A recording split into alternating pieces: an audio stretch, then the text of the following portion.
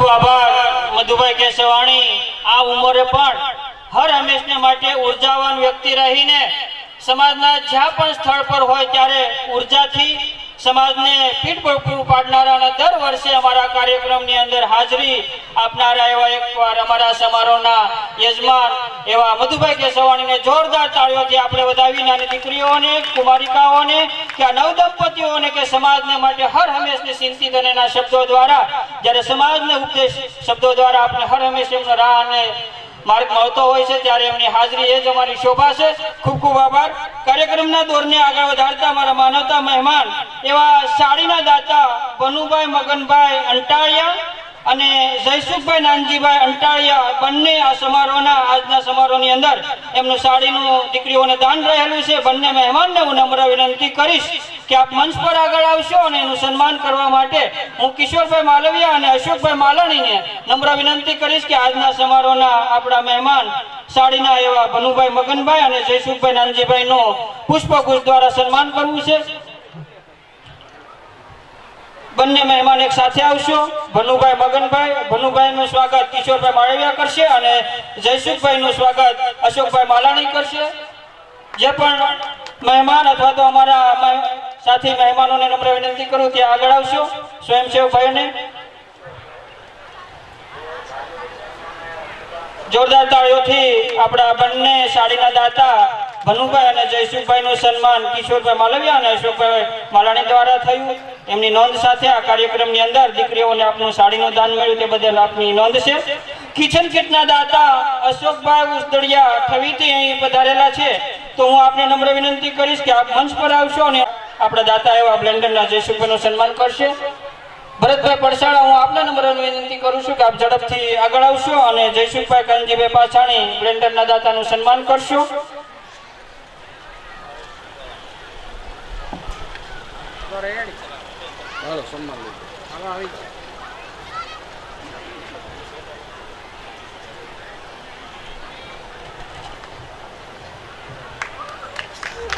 જોરદાર તાળીઓથી આપણે દાતાઓનું સન્માન થઈ રહ્યું છે એમને પણ વધાવીએ।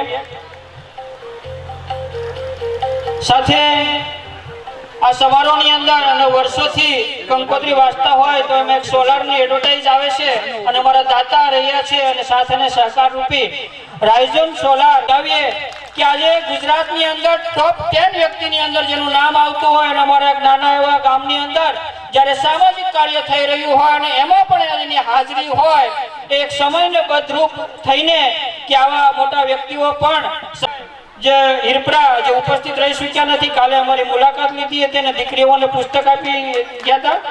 રાજેશભાઈનું સન્માન સાથે સુરતથી અમારા સિવિલાઇઝ મોડર્ન સ્કૂલના હિતેશભાઈ સદસ્ય પ્રમોદભાઈ રંગાણી દ્વારા એમને પણ જોરદાર તાળીઓથી વધાવીશું।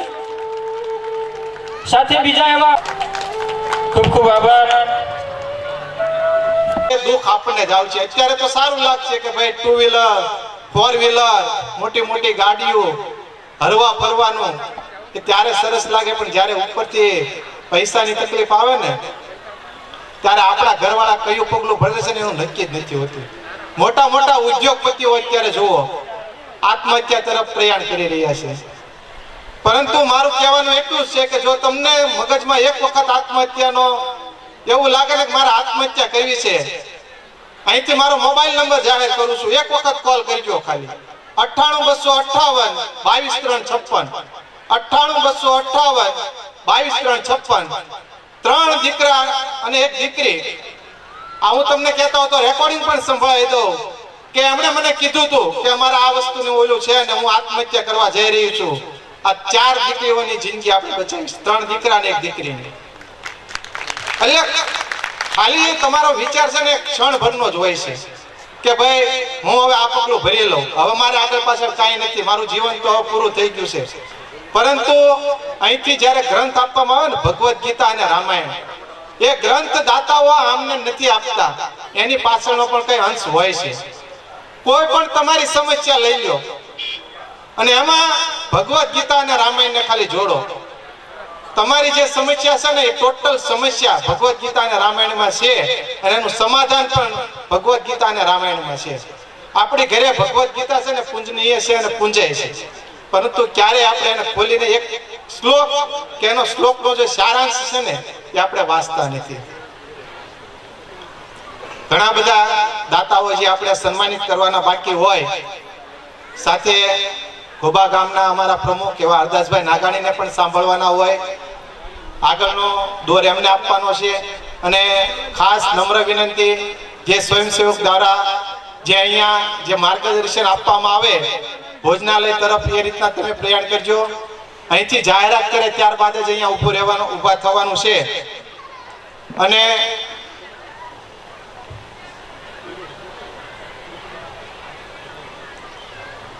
સાથે સાથે અમારો જે આ 31મો સમૂહલગ્ન સમારોહ છે એમને વધારે પ્રસંગ ઉપજાવતા જે અમારી ઘોબા ગામની પ્રાથમિક શાળાની બાળાઓ થનગઈ રહી છે એમને કૃતિ કરવાનો અવસર પ્રાપ્ત થાય છે.